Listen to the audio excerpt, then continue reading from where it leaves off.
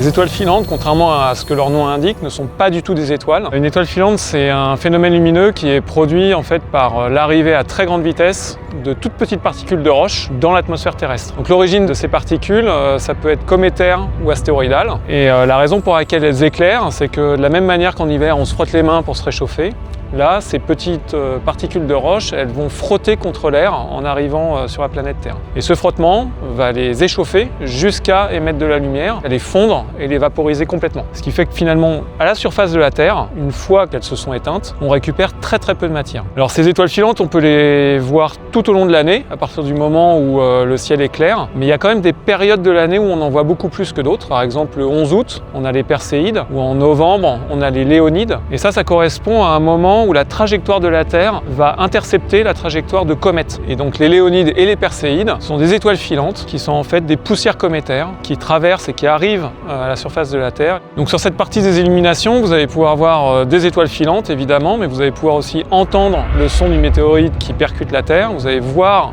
une vraie météorite de 420 kg qui vous est exposée. Et puis à la fin, un beau mapping avec la face cachée de la Lune.